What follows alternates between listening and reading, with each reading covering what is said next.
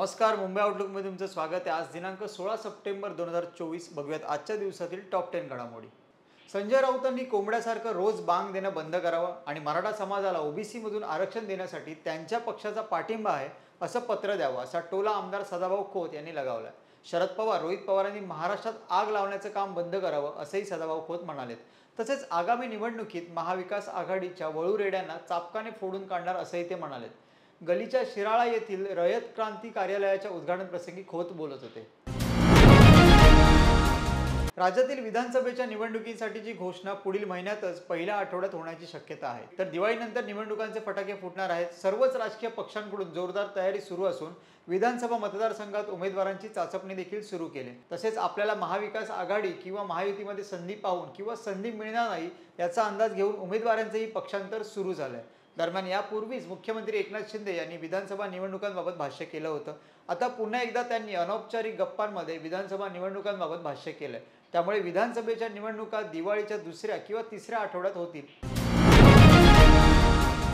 काँग्रेस नेते तथा लोकसभेचे विरोधी पक्षनेते राहुल गांधी यांनी आरक्षणासंदर्भात केलेल्या वक्तव्यामुळे वाद उफाळून आला असून त्यांच्यावर टीकेची झोड उठली आहे। अशातच राहुल गांधी यांची जीभ छाटणाऱ्याला 11 लाखांचे बक्षीस देऊ असे प्रक्षोभक घोषणा शिवसेना आमदार संजय गायकवाड यांनी केली।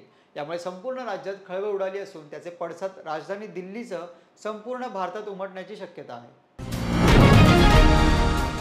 शहर आणि परिसरातील उद्या होणाऱ्या म्हणजेच मंगळवारी होणाऱ्या गणेश विसर्जन मिरवणुकांसाठी पोलीस यंत्रणा सज्ज झाली आहे। यानिमित्त विसर्जन घाटांसह ठिकठिकाणी चोख बंदोबस्त ठेवला जाणार आहे। विसर्जन मिरवणुकीत 3200 पोलिसांचा तगडा बंदोबस्त राहणार आहे। दुपारी 4 वाजल्यापासून पिंपरी आणि चिंचवडमधील वाहतुकीत बदल असणार आहे। आयुक्तालयाकडून बंदोबस्तासाठी नियोजन करण्यात आले आहे। अनंत चतुर्दशीच्या दिवशी सर्वत्र भव्य विसर्जन मिरवणुका निघत असल्यामुळे ठिकठिकाणी गर्दी असते।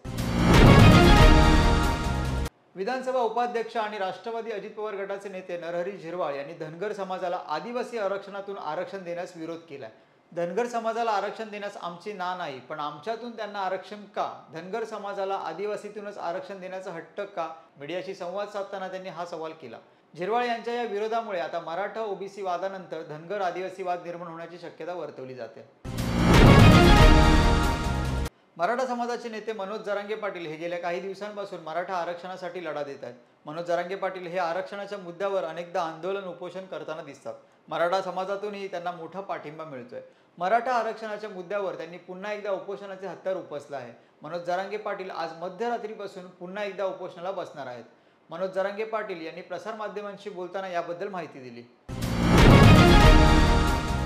स्पर्धा परीक्षांबाबत मुख्यमंत्री एकनाथ शिंदे यांची राष्ट्रवादी काँग्रेस शरदचंद्र पवार पक्षाचे सर्वेसर्वा शरद पवार भेट घेणार आहेत। मात्र त्यांना अद्याप भेटीची वेळ मिळालेली नाही। त्यामुळे त्यांनी मुख्यमंत्री शिंदे यांना पत्र पाठवले असून ते पत्र शरद पवार यांनी सोशल मीडियावर शेअर केले।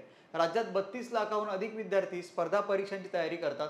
मोठ्या जिद्दीने आणि चिकाटीने अहोरात्र अभ्यास करणाऱ्या या विद्यार्थ्यांची भरती प्रक्रिया वेळेवर व्हावी, तसेच वेळेवर नियुक्त्या व्हाव्यात हीच एकमात्र अपेक्षा असते। परंतु सध्या स्थितीत रखडलेल्या नियुक्त्या, अनेक परीक्षांच्या प्रलंबित असलेल्या जाहिराती, परीक्षांच्या तारखा जाहीर करण्यास होत असलेला विलंब यामुळे विद्यार्थ्यांमध्ये मोठा असंतोष आहे। विद्यार्थ्यांच्या मागण्यासंदर्भात मुख्यमंत्री शिंदे यांना पत्र लिहून भेटीची वेळ मागितली असल्याने शरद पवार यांनी आपल्या ट्विटर हँडलवर असे म्हटले आहे।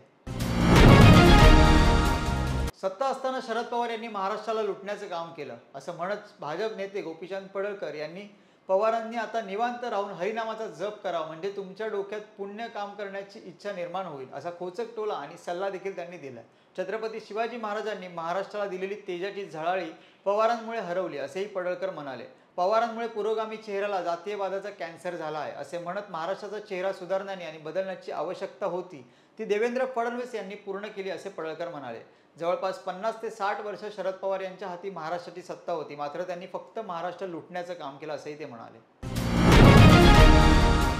राज्यात येत्या काही दिवसात विधानसभा निवडणुकीची घोषणा होणार आहे। त्यामुळे इच्छुकांनी आतापासूनच तयारी सुरू केली आहे। यातच अहमदनगरचे माजी खासदार सुजय विखे यांनी जर पक्षाने आदेश दिला तर संगमनेरमधून विधानसभा लढवण्यास आवडेल असं प्रतिपादन केल्याने राजकीय वर्तुळात अनेक चर्चांना उधाण आलंय। सतत वादात असणाऱ्या ससून रुग्णालयातील आणखी एक घोटाळा आता उघड झाला आहे। ससूनच्या कर्मचाऱ्यांनी 4,18,62,00,000 रुपयाचा अपहार केल्याची धक्कादायक माहिती समोर आली आहे। या प्रकरणी ससून रुग्णालयाचे अकाउंटंट अनिल माने आणि रोखपाल सुलक्षणा चाबुकस्वार यांच्यासह अन्य 23 सरकारी आणि खासगी कर्मचाऱ्यांविरोधात बंडगार्डानं पोलीस ठाण्यात गुन्हा दाखल करण्यात आला। या प्रकरणी ससूनचे प्रशासकीय अधिकारी गौरबा आवटे यांनी फिर्याद दिली आहे।